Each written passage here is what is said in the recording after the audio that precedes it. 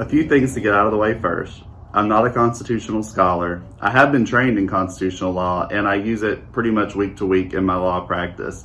So on the continuum of knowing absolutely nothing about the Constitution to being a constitutional scholar, I probably fall somewhere around smarter than the average bear. So take all this with a grain of salt and for what it's worth. Also, I'm not always going to share my opinion about these issues because it really doesn't matter. So at the end of each installment, I'm going to link all the cases I talk about below the video, also some other resources that I think are important if you want to dive deeper, and you should. One of the things I hear all the time and see on Facebook is, oh, I just don't know how the Supreme Court works, or I wish I knew more about that. Well, we live in an age where you can Google everything, and so the things I'm telling you about is a 30,000 foot view, just really boiled down to its bare minimum. So don't disappoint me, do your research.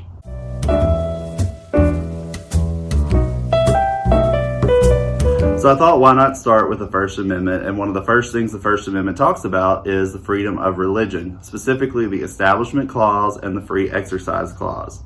So what does it say? The First Amendment says regarding religion, Congress shall make no law respecting the establishment of religion or prohibiting the free exercise thereof. So what does that mean? It's a great question. There's a plethora of U.S. Supreme Court cases that tell us what, or at least what the justices think it means. So since our first case is Lemon versus Kurtzman, I figured a lemon drop martini was in order, y'all. Delicious. ConLaw would have been way better with alcohol, just saying. So again, the Lemon case is about whether the government allowing public money to be used to fund secular aspects of private religious schools was constitutionally permissible. So the court came up with a 3-factor test to determine that. And basically they said if the law has a secular non-religious purpose, if the law does not advance or inhibit a religion, and if the law doesn't promote extreme government entanglement with religion, then the law is permissible. Well, the court looked at all 3 of these factors. They really spent a lot of time on the first one. Does the law have a secular non-religious purpose? Of course it does, to educate children. It's pretty hard to argue with that. It's a secular purpose. Does the law advance or inhibit a religion? The court talked about that a little bit, if I remember correctly. Over 90% of the private schools that were accepting these funds were Catholic, but that was kind of tangential to their analysis. So it wasn't that they were favoring one religion or another. It's just how the demographics broke out. Where the law failed was on the third one. Does the law promote an extreme entanglement of government with religion? So the court's concern was that as things progress, the government would have to oversee the private religious schools to make sure that the government funds were only used for secular purposes, and that created an impermissible entanglement of the government with the affairs of a private religious school. So in this case, no, the law was not permissible. It violated the First Amendment because the government was going to become too entangled in the affairs of a private religious school. So what happened after that? So is the Lemon test used again? Yes, it's used all the time, and then sometimes it's not used at all.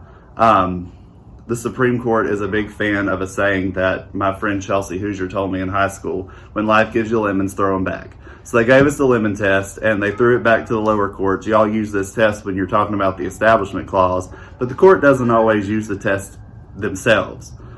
Sometimes they use portions of the test. Sometimes they'll say, oh, well, this law violates this particular aspect of the Lemon test, so we're not going to even talk about the others. So that's how the Supreme Court works. But I do want to talk about one more case where they did apply the Lemon test, so you can kind of see how it's worked in practice since then. So the Lemon case was decided in 1971. The next case I want to talk about happened in 1992, and this is a school prayer case, so let's all calm down and take a sip. It's going to be okay. Everybody gets all up in arms about the school prayer cases, but let's just see what the court had to say and take some deep breaths. Okay, so in the Lee versus Weisman case, a public high school principal invited a rabbi to come give a prayer at a mandatory graduation at the high school. So the parents of one of the students sued, saying that that constituted a violation of the First Amendment Establishment Clause. So the court used the Lemon test, the majority anyway. It was a 5-4 decision So Justice Kennedy wrote for the majority, and he focused on the second prong of the Lemon test, which basically questioned, did the law or the government action advance or inhibit a religion? Well, in this case, he found that the principal of a public high school is certainly a state actor. The state actor chose a rabbi. The state actor chose what the prayer was to say, and it referenced a Christian God. And the students were required to attend. So for the majority of the court, it looked to them like, yes, this is the state advancing a particular religious view. So they also talked a little bit about coercion, where the school had set up this prayer and the students had to come to graduation to get their diploma, so it's almost coercive. The students have to subject themselves to this particular prayer that the school chose and this particular minister that the school chose to get their diploma. So Justice Scalia wrote the dissenting opinion in this case, basically saying the Lemon test is way too broad. Y'all only apply it when you want to or when it's convenient. And as far as the coercion argument, Scalia said that it's only coercive action if the students, for instance, were not able to graduate and get their diploma if they didn't attend a prayer service or something like that, which is not exactly what happened here. So basically, he said that it would take more pressure from the school for it to qualify as coercion.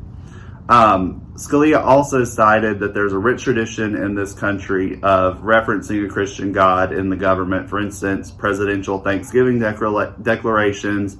Also, the fact that state and federal courts open up with the phrase, God save our state or God save the United States.